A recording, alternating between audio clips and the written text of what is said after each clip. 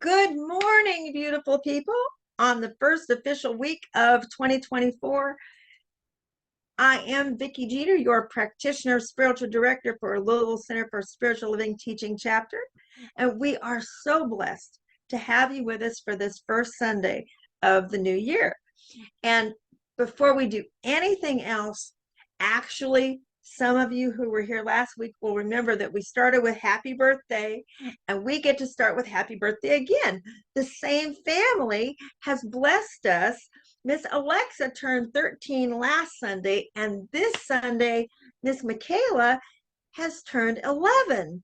So let's take a breath and imagine our 11th birthday and sing. Happy birthday to you. Happy birthday to you. Happy birthday, Miss Michaela. Happy birthday to you.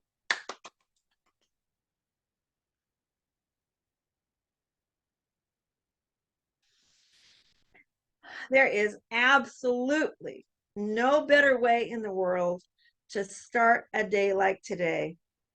Thank you, thank you, thank you. And so now, fitting also for a whole new year, we're launching all new themes for this month, and they are unique.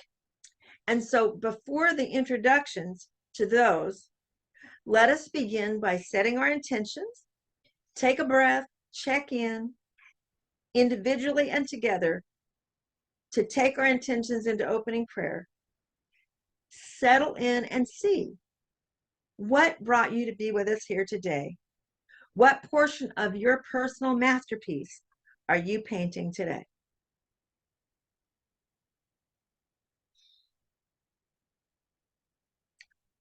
And our collective intention this morning is to embark on the adventure of the 4 pivots, reimagining justice, reimagining ourselves. And it is a leading edge and rare opportunity to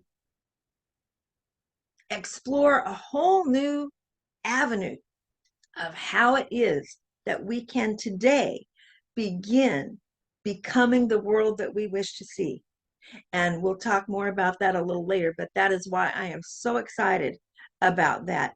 And this is a good opportunity for me to say, any of you who have heard about that opportunity but haven't known how to engage it, or if you wanted to or whatever, the Tuesday evenings, every Tuesday evening in January, the home office is doing like a book study. It's an hour and a half in the evening on Tuesday evenings. So as we go through what we're learning on Sundays, and that corresponds to what's happening on Tuesdays. So if you decide you'd like to join, it's okay. Even if you missed some of the weeks or you can't come every week, let me know and I'll make sure you have the link so that you can be with us. And so beginning with our opening prayer. Thank you, thank you, thank you, Presence of Life. Thank you, Spirit, for the gift of this opportunity, for the gift of this community, for the gift of the vitality of the unexpected and opportunities to sing right away. And I absolutely know that everyone here present, everyone within the sound of my voice now or later, is a vessel of pure spirit, and that pure spirit is vitalized and excited by these opportunities coming together and what we make of it collectively as Louisville Center for Spiritual Living. So with that gratitude and knowing that the gifts are given and received at the level of the highest possible good, I simply release it into the law to let it be, and so it is.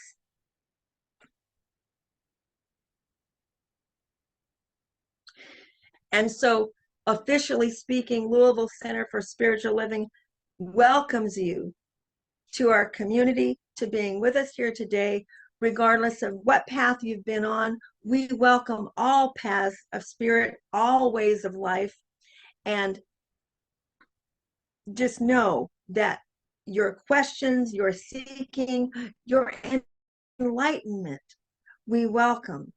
Thank you for being with us because you are what we're about. And this brings us to the theme for the new year. I want to start right away so that you guys are oriented. This year is the year of grand rising. And that could be rising in consciousness, that could be rising in your mental equivalence. Each time you think of the theme for this year, just relax into wherever you go with that and know that it is expanding and blossoming.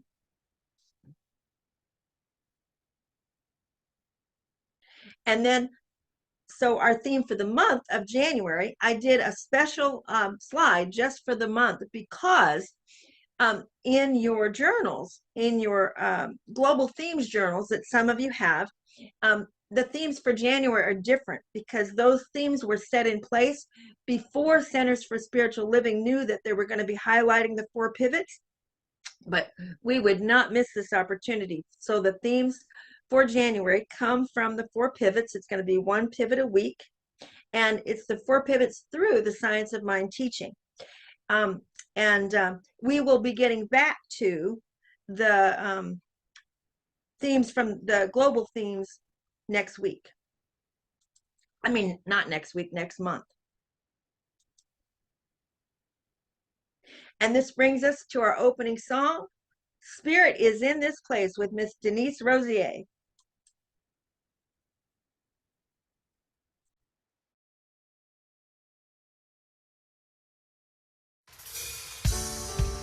Good morning. Get ready to raise the roof. Spirit is in this place.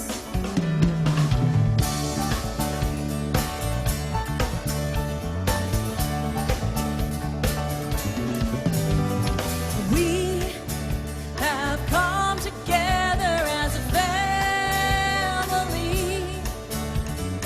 We have come here as we are. Yes. And we have come with arms wide open. We have gathered here in love. Ooh. Spirit is in this, Spirit is in this place. Let's sing it together. Spirit is in this place. Spirit is in this, Spirit is in this place. Spirit is in this, Spirit is in this place. Raise the roof and shout to praise. Spirit's in this place. We sing in celebration. We sing with words of prayer. We sing with words of prayer. We affirm our life as sacred. We declare that peace is here. Yeah! Spirit is in this, Spirit is in this place. Ooh, Spirit is in this, Spirit is in this place. Spirit is in this, Spirit is in this place. Raise the roof and shout to praise. Spirit's in this place. Ooh. Yeah, yeah, yeah, yeah. Ooh.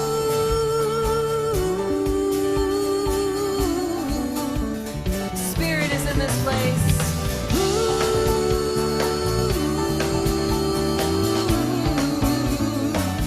Let's sing it. Spirit is in this, Spirit is in this place. Spirit is in this, Spirit is in this place. Spirit is in this, Spirit is in this place. Raise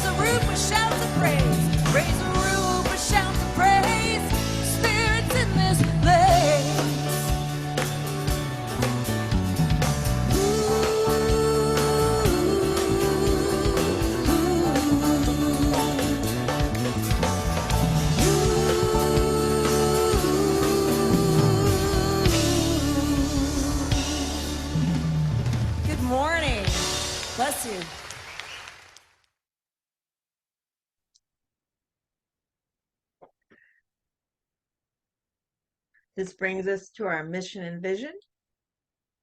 The mission of Louisville Center for Spiritual Living is to teach personal transformation as a virtual community, living the principles of science of mind and celebrating all paths to God.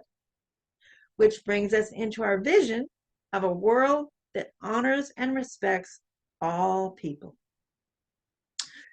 And each week, we have an application of what we believe because we know that spiritual living is only good as it actually applies to you and your life. So these applications are a reminder and something you can carry forward into your week to have conversations or possibly help you explain to a friend or a loved one about what you believe and who we are. And so in January, Science of Mind tends to revisit our basics, which I advocate for strongly because the foundation of where we come from is what everything else is built on. And so this is the first of the applications in the Declaration of Principles by Dr. Ernest Holmes. We believe in God, the living Spirit Almighty, one, indestructible, absolute, and self-existent cause. This one manifests itself in and through all creation, but is not absorbed by its creation. The manifest universe is the body of God.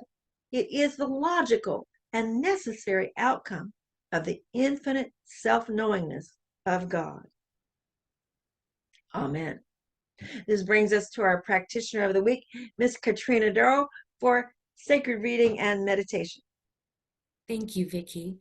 As Vicky mentioned, some of the Louisville Center for Spiritual Living community has been participating in a book study called The Four Pivots by Sean Grenwright, PhD. Our reading is from page 16 and 17. A pivot is a small change in direction from a single point of where we are. It means that through one small change in direction over time, we can get to where we want to be. A pivot is not a complete abandonment of what we know, but it braids together what we know with how we feel and who we wish to be. For example, in basketball, a pivot requires 4 interwoven and seamless traits. When a player has the ball, they pivot in order to advance the ball down the court. This pivot requires that 1, they stop momentarily to reflect on what's happening. 2, they have the awareness of the relationship of the other players around them. 3, they maintain focus on the goal without distraction. And 4, they calmly and confidently flow into another direction. You don't see all of this, of course, but it happens in an instant. That's what we need as individuals, as communities, and as a society. A pivot acknowledges collective harm and injury, but as it leans into the future and opens entirely new possibilities. A pivot involves renewing our sense of possibility, transforming how we see the world, and shifting the values of our culture. This can only happen when we foster a collective imagination that restores communal wisdom and embraces both imagination and the engagement, empathy and power, reflection and action. A pivot means that we need a dream higher about the future. A pivot means that we need to dream higher about the future we want to create. The meditation and contemplation time this morning was inspired by chapter 1 of the 4 pivots from lens to mirror. Please join me in a comfortable position, relaxing your muscles, rolling your shoulders gently backward, wiggling your spine into a straightened position, and close your eyes. Acknowledge that there is nowhere you need to be and nothing you need to be doing right here and right now, except acknowledging the present moment. Place all thoughts, to-do lists, distractions, and anything else aside while allowing your body, your mind, and your spirit to bring full attention to the consciousness of this virtual gathering and this meditation. We have entered the spiritual classroom, the consciousness of the science of mind teaching, and the expanded awareness of this divine and sacred moment. Bring your attention to your breath. Notice your breath flowing in and out. Breathing in sacred awareness. Breathing out any hurts or wounds. Breathing in self-compassion. Breathing out judgments and biases.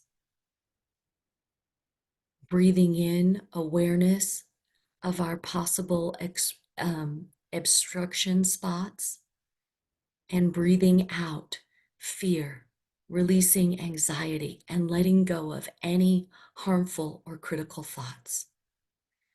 Breathing in compassion, and breathing out any discomfort.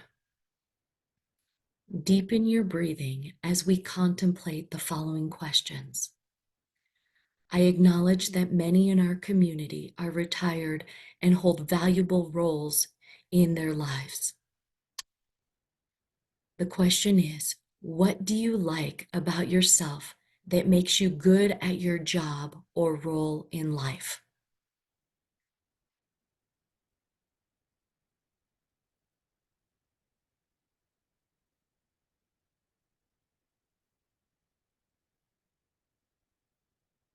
What personal achievement makes you proud of the work that you do and the impact you have on others?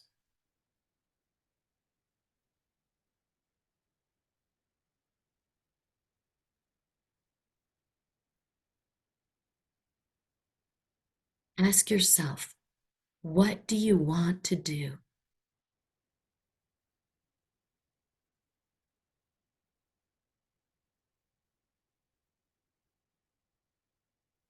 Who do you intend to be?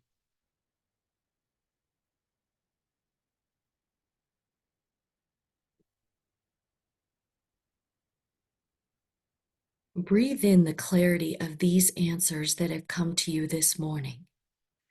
Feel gratitude for what has been clarified for you. Take in another deep breath as we transition into a visualization process. Bring your attention to your imagination.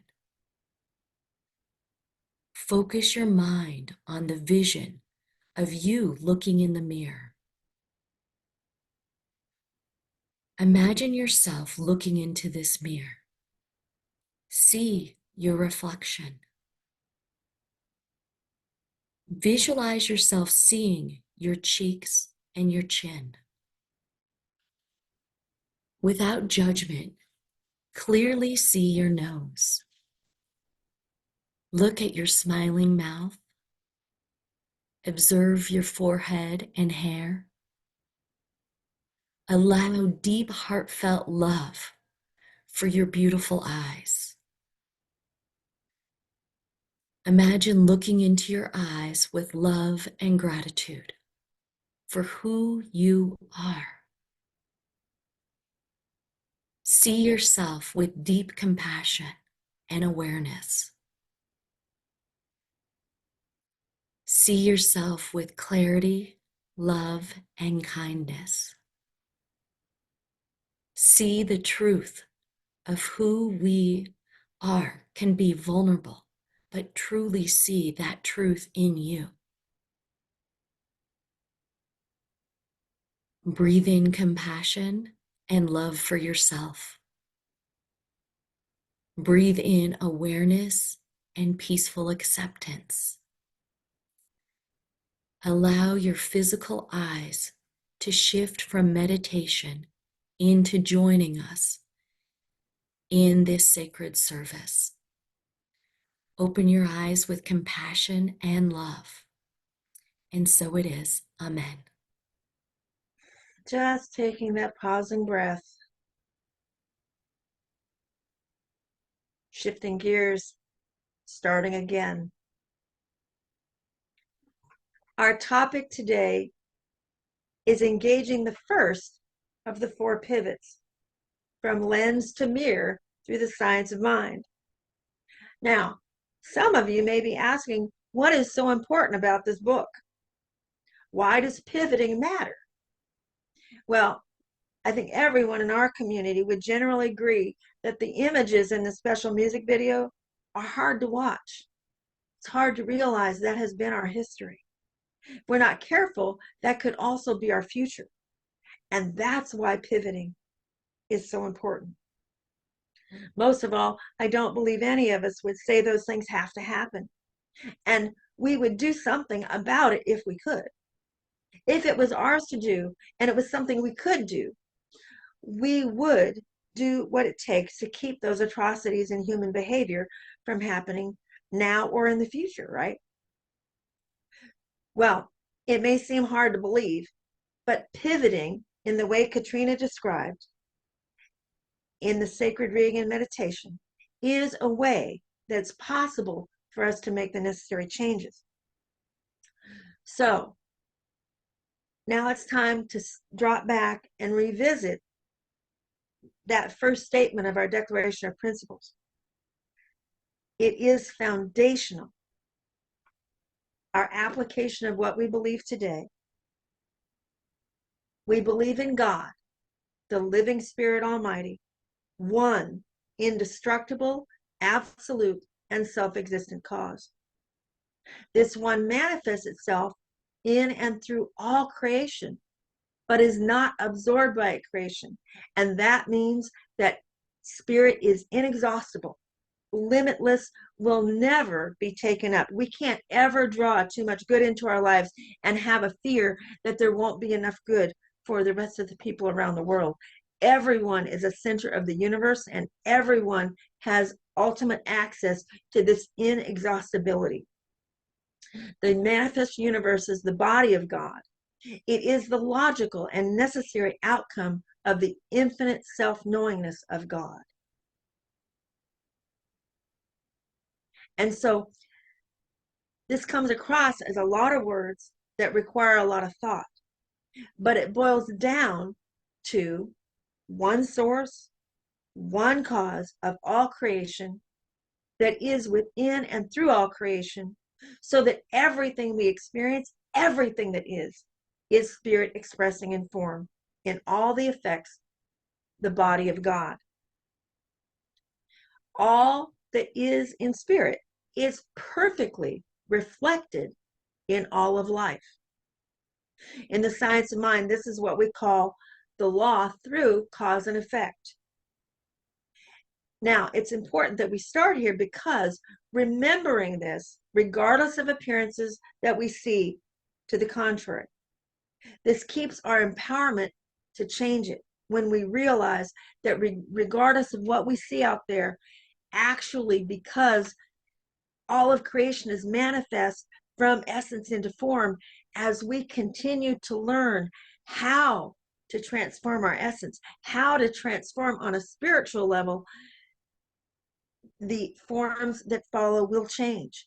And the fact that so many of us can say we've been working on this for so long and we still haven't changed the behaviors out there that we prefer not to see, we cannot lose sight that the law doesn't make mistakes. And as we continue to practice and learn and evolve in consciousness, that potential will open up as we get that right alignment. Now, as we evolve in spiritual consciousness, something that arises is what I have come to understand much more deeply as spiritual morality. Spiritual morality naturally expresses through human perspectives, thoughts and feelings and actions as we become aware that, in fact, the moral compass of behaviors that we were taught as children, do unto others as you would have done unto you, and what you do to another, you do to yourself. This is the spiritual truth. And as we come in touch with that, deeply, as we come to know it on a spiritual level, it happens naturally in the world around us. And so we just need to remember that we can't make it happen through other people, but as we truly get it, that we are one, regardless of what it seems like or what we'd prefer out there in the world, that as we get there within ourselves, it naturally opens up the necessary doors and windows for it to happen all around us. So everything that we go through everyone and the whole earth is in the process of this evolving. So switching now to Sean Ginwright's work, it would be good to get a felt sense of pivoting, which actually Katrina's examples were marvelous. A couple of things that I thought of is thinking of a pivoting sprinkler head. The actual sprinkler itself doesn't ever have to be moved, but because it pivots, it encompasses the entire space around it. And that's the kind of empowerment that we have when we learn that just the subtlety of a pivot, we don't have to change our position in life, but recognizing what the slightest pivoting will do to encompass a whole new arena is part of what we're talking about here. Now, if you think about yourself, I know I watch Vernon do this because he moves so quickly. If you're going out the door to go to the store or something, you suddenly realize that you forgot the list or you forgot your keys or whatever you forgot, and you literally spin around and come back the other way. And that's a pivot. And so let's now see what Dr. Sean has to say about the lens and the mirror.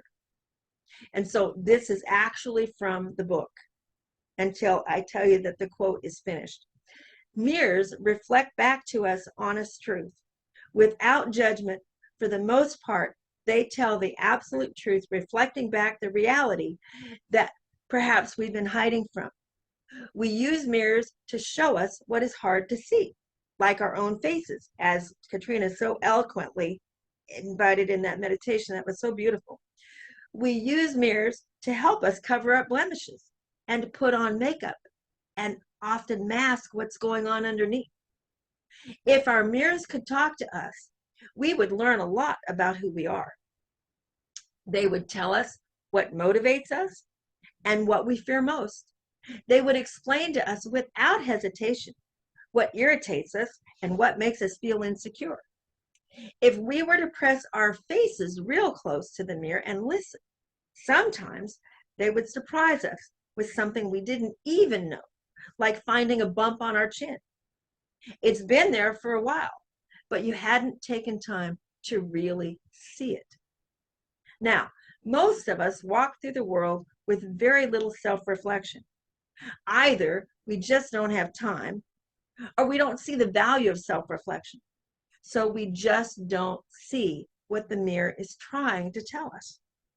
Somewhere along the way, we were told to see the world through a lens, an outwardly focused explanation, precise analysis of external diagnosis, and rigid framework about the way the world works. Now, very quickly, I just want to remind y'all, because in the science of mind, that power of perception and perspective, we know is very important. And so it's not that either lens work or mirror work, either one is more important. They're both important. But if you think about it, you have your telephoto lens where you look closer in and you really intimately take a look at something, get to know something. And then you have your wide angle lens. And that is also so important. Like, you know, when we're looking at the Earth from the space station and we realize that thin blue line that we talked about for the coming of the new year, how important the atmospheric boundary is. You know, we don't see that without the wide angle lens. So lenses are very important. But the thing is, this is getting back to what Dr. Sean says, while my lenses were useful in exploring outwardly focused social problems, they never focused me to examine myself and my part in it. A lens defines what we see even before we see it. A lens is an outwardly focused examination about how the world works, and for the most part, It helps us explain social issues that would otherwise be considered, oh, that's just natural, that's just the way it is. A lens helps illuminate complex answers to hidden social phenomena that aren't easily explained. But over time, lenses can also create obstruction spots. An obstruction spot is where our perceptions have been blocked by assumptions and foregone conclusions because we've been looking at the world through a lens for so long. It builds up over time and becomes a repetition of thoughts and beliefs. And don't we know that thoughts and beliefs, like affirmations, if you do it over and over again, that's going to be the way it is. So, for example, it's easy to identify and examine the external impact of racism because we see it everywhere. We see racism where we work and on the news and through our neighbors and get things in the mail and what goes on in our schools, for heaven's sakes. So while our lenses help us to unpack the impact of racism and racial and ethnic problems, it's much harder to reflect on what happens inside us when that's going on. So that's the end of the quote. Dr. Sean is saying that we all perceive and process our experiences of life and each other through lenses and mirrors. Later in the book, he calls doing this either lens work or mirror work. When we are doing lens work, we're looking at conditions outside of ourselves. And when we're doing mirror work, we're turning within to see how an experience or a relationship reflects on who we really are. They're equally important and necessary. And it's about learning when either lens work approach or mirror work approach applies most effectively and for the greatest good. Pardon. When lens work, examining what is happening out there, goes on for too long without turning to mirror work, looking inside, then this creates what Dr. Sean calls our obstruction spots, our beliefs that prevent us from realizing our part in it and that we can do something about it. Now, in science of mind terms, examining what is happening out there without turning within creates the mistaken belief that effects in our lives are causing the problem. This is why we're always talking about first cause. And the understanding that all forms of life are effect that are emerging from spirit. And spirit is the cause. So, right before the holidays on a Sunday, we talked about clearing the sludge of our old wounds and beliefs out of our mirror, our personal prism. We talked about how we can get clearing and clear off that mirror so that the prism of the light of spirit moving through our prism can bring us our ultimate choices, our ultimate power of choice, because it's not obstructed by our old beliefs. So now, taking a breath, in moments of clarity, like right here and right now, together in this very safe space, it's easy to see that this is what we need to do. It's what we want to do. But exactly how do we do it? How do we pivot from lens to mirror work at the most effective times and in the most effective ways? For example, there's a dynamic called food deserts in our cities where there's not adequate access to fresh food for people or water. And there's nothing available. If you go to what is called a food desert, you'll see there's fast food chains all over the place and quick gas station stops where you can get, a donut or whatever, but no actual fruits and vegetables, no ready access to whole foods. So how do we resist looking at this through the lens of being someone else's problem? We didn't create it. We didn't know that the city planners were creating it. I know I certainly didn't. It was a shock to me when I realized that this goes on. So where is our empowerment to impact a change? How do we find our part in a challenge that feels like we had no part in it? With respect to the countless problems that need resolution now, this is one of those things where if it were easy and we knew how, we'd have already done it. In the most expansive sense, this is an example of where really remembering what we do to others is what we do to ourselves can be very effective. And remembering that it happens from the inside out first So I don't know anyone who is prohibited from eating well due to lack of access in our society. But if I did have a friend or relative, or if one of you was living in a food desert and relatively affected by it, I would at least be all about whatever I could do to bridge that access to healthy foods and water. It always amazes me how profoundly my perception of human circumstances of any kind, disasters and stuff that happens, my perception of it deepens so significantly if I discover I know someone going through it.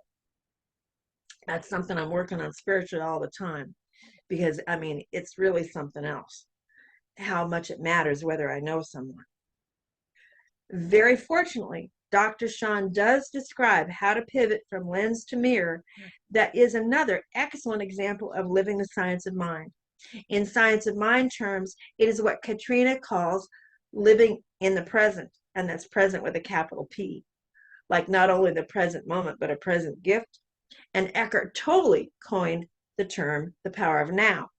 But where science of mind has said simply, don't invest in mentally and emotionally continuing regret or past worries about the future, Dr. Sean's work has revealed an approach that brings all of these natural tendencies to working together.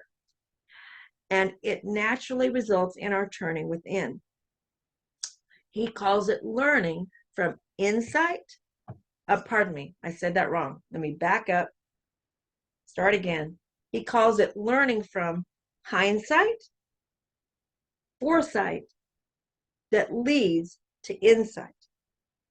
Insight is the portal to spirituality turning within. So let's look at this just a little closer. When we use hindsight, we often associate it with mistakes, like when we say, in hindsight, I would never have done that. But hindsight doesn't always come from reflecting on past mistakes, though mistakes offer us great lessons. Rather, hindsight that he's talking about is accumulation of lessons from key events and dilemmas that we learned from in the past. And then he gives an example about 9/11 and how, we all tend to remember what happened there, and how often are we remembering to ask ourselves what we would do in a future crisis, and how do we change our position from what we learned from 9/11. And it also has provided a clarity of getting clear on what really matters in life. When things happen, there's the trauma of it, but then do we remember to really assess what our values are and how to stay in touch with those values and learn from what has happened? I know for sure that happened for most people I know through COVID. COVID lasted long enough that we had lots of time to actually assess what the differences were and what really matters now. And so Sean is saying that honoring our hindsight gives us the capacity to look back and create important lessons that propel us into better decision making in the future. And when we practice hindsight, we ask ourselves these questions about key events and circumstances and people in the past. And so he has questions here like knowing what I would have done differently if I could have. What is the major lesson I take away from this? And when you ask yourself, what's the major lesson I take away, I encourage you so much to drop into the spiritual classroom, because there's lots we're learning in human form, but what am I learning in spirit? What am I learning metaphysically, if in fact this is all spirit? And what could I have done differently? And how might I have grown? How have I grown from this? How will this help me in the future? And how will it help our society? Foresight, he says, that foresight and hindsight are tethered together, almost like a spectrum, which is the capacity to imagine a possible future. Foresight pushes us to embrace the lessons from the past in order to reimagine, predict, and create what we want in the future for our own lives and in society. Foresight is not a calculated set of rules based on mathematical predictions and strategic modeling. That's not what I'm talking about, he says. Foresight is an emergent and creative, insightful, wise course of action. Foresight is the capacity to take a key lesson from the past, combine it with our passion for the future, and listen in spirit for what to do next. Our tendency has been to get locked into hindsight and never more value what was in the past. And he talks about, he's got examples here of how he's seen that happen. And so there's the power of telling the story when something's happened, and we're not taking away from that. Getting clear about what happened and how it felt and what it meant to us. That's the power of storytelling that we need to maintain. It's when we're mulling over the past trauma and getting stuck there and getting over and over again, if this wouldn't have happened, or if they wouldn't have done that, etc., etc. That's when we get into getting stuck in the problem. And as we know, especially when we've added the feelings to it, that becomes like the affirmation process that then can have the potential to bring it back again. And so then he gives more examples about how this works. And I wanted to share with you one example that I have from my life that I actually learned from this as I was going through this book. It brought it back to me. When I was young, I was in a special school for handicapped kids, and I didn't start out there. I started out in public school, and then I got put into a school for handicapped kids. And I did not see myself like those kids. I was actually being highly prejudicial, and I did not know it. I never felt disabled, and I've never carried myself that way. So on first impression, people don't tend to respond to me as if I am incapacitated in any way. And that comes from within me. But I was seeing all these other kids like I was different from them. I felt put out, that I was required to go to that school. And it's not that they weren't my friends. I love those kids. I still love them today. I would know every single one of them. It wasn't like that. But seriously, I would look at those wheelchairs and I would look at their challenges and I would think, I'm not like that. I should be in public school. And you guys, I did not get over that until I was already past my ability to walk independently and then back on canes and crutches again as I aged. Only just recently have I truly, totally realized that not only am I like them, but more importantly, every single one of them is like me.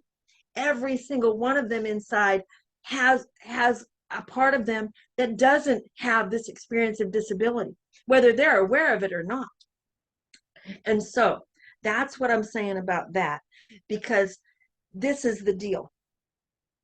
If we can look at what has challenged us the most, and on a human level, the first thing we say is, oh, I would never have done that. That's not me. Okay. There's an obstruction spot there, because the truth is we're all one. And if we can have the courage to find our way to being willing to say, never mind my first reaction, how can I look within and either find where in truth I have been like them, I am like them, or if we cannot do that, how can we find where they are like me? And that's what I have to say about that. And so, taking a breath, let us go into affirmative prayer. Trusting and knowing that every moment is a moment of spirit unfolding. I know that as the word has been spoken, it is sent into the law to be received at the level of the highest good, as the thoughts have been thought, as the feelings have been felt throughout this community, that it is received by the law at the level of the highest good, and that collectively we are a grand rising in this community, open and receptive to what comes next. And for that reality and for sharing this time, I am so grateful. Thank you, thank you, thank you, God. I release it, I let it be, and so it is. Thank you so much, Vicky. And thank you to each of you for sharing your time, talents, and treasures with the Louisville Center for Spiritual Living. There are multiple ways to continue contributing to the center. Please check the chat for financial contribution or reach out to Vicky if there's other ways you'd like to contribute. Our prosperity affirmation for today is, in this new year, I accept and share more love, joy, prosperity, and peace while creating a positive paradigm for my future. And as I acknowledge this with such deep gratitude, I pass this over to Vicky so that she can bless the offering today.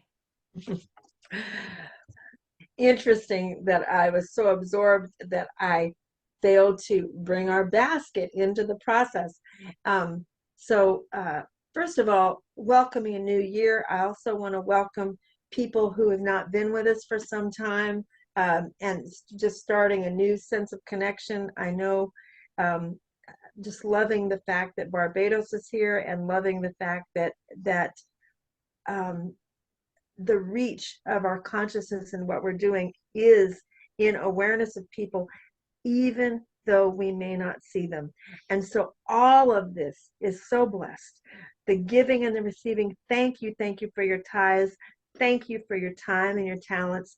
And thank you for every time you might click on a video or the little shorts that we have that go on, these little 1-minute things. Just thank you, because it's all a part of this transformational process that we're in. And with that, I simply say, and so it is. And so it is. For announcements today, we have a wonderful guest speaker coming next week who's actually with us today as a visitor. Our guest is Reverend Rick McCollum, and he will be discussing the second pivot, which is from transactional to transformational. And I am so looking forward to hearing his talk. Please join Pam and I as doing the technical support on Sunday mornings, where we let people into the Zoom call. If you're interested in being a part of that, please reach out to either Vicky or Vernon. It's a wonderful way to connect before and after service. And Vicky, I'm going to turn this announcement over to you. Pardon me. Thank you, my dear. So that little moment I just had there is a reflection back to you all about the energy that I have on this. I am totally trusting in spirit. But I really, really am praying about, visioning, calling for someone who can partner with me in working with the monthly news or the weekly newsletter. And as you've thought about this, this is one piece of clarity I wanted to bring today. The newsletter comes out every week, and the article gets put into it every week. I do that. I do the article, I pop the article in there. That is not a problem. What I discovered, having rolling around to the first month where I'm responsible for this right now, the help that I need is for the first week, because when the month changes, the images change, the announcements change, all of that. And it just takes time. It's not really all that hard to do, as I have figured out learning how to do it. So I just wanted to say, rather than thinking, like, oh my goodness, I can't commit to every week. I don't need every week. I need someone who can help me the first week of every month. And you would be getting to know Constant Contact. We would get you a login where you can get into Constant Contact. And so I'm just saying, and if you're unable to help me on a physical level, I get that. But do this process that we have of knowing, I know in prayer with me that the perfect solution to this comes, because it's just one area that is going to be much better if I get this covered. So thank you. And I turn it back over to Katrina. Thank you. And for clarification on that, Vicky, you need the support prior to the first of the month because of the transition, or you need... Well, she's that. Thank you. Actually, yeah, you're right. I probably actually need the help with it on the last week of the month. So yeah, good point. Fantastic. So please stay after for time to share. I'm also available for any type of prayer support. So please stay after if you're interested in that. And of course, my favorite announcement is the most important announcement, which is that you are magnificent. And our closing song for today is Rising Up by Andra Day. You're broken down and tired of living life on the merry-go-round, and you can't find a fighter, but I see it in you, so we gon' walk it out. Move mountains, we gon' walk it out and move mountains. And I'll rise like the day. I'll rise up, I'll rise unafraid. I'll rise up, and I do it 1,000 times again. And I'll rise up, I like the waves. I'll rise up, in spite of the ache. I'll rise up, and I do it 1,000 times again.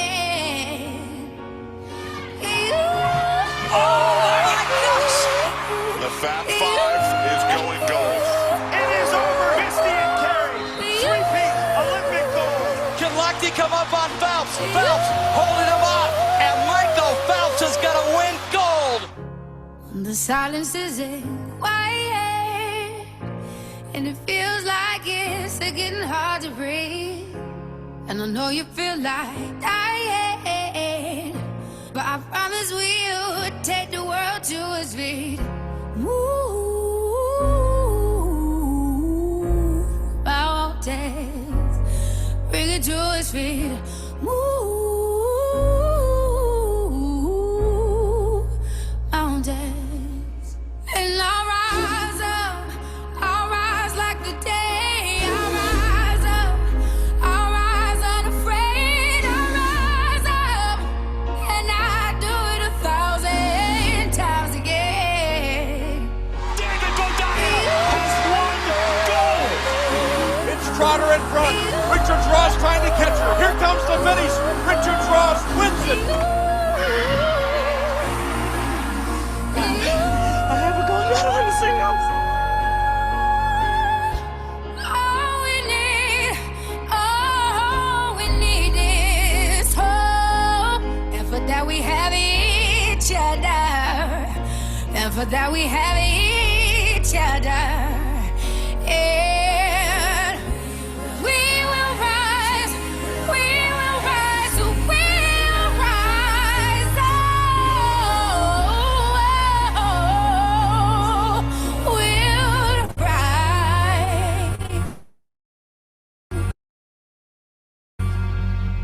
I'll rise up, rise like the day. I'll rise up, in spite of the ache. I will rise 1,000 times again. And we'll rise up, I like the waves. We'll rise up, in spite of the ache. We'll rise up, and we'll do it 1,000 times again.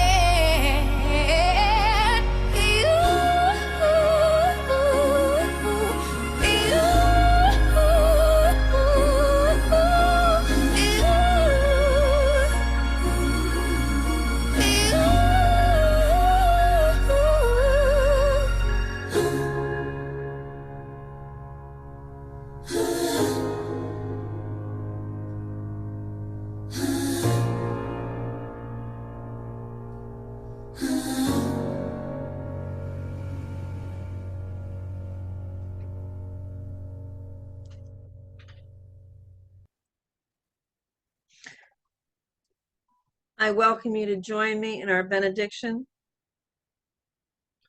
Holy Spirit, Mother, Father God, this year I pray to live deeply with purpose, to live freely with detachment, to live wisely with humanity, to live justly with compassion, to live lovingly with fidelity, to live mindfully with awareness, to live gratefully with generosity, to live fully with enthusiasm. Help me to hold this vision and to daily renew it in my heart, becoming ever more one with you, my truest self.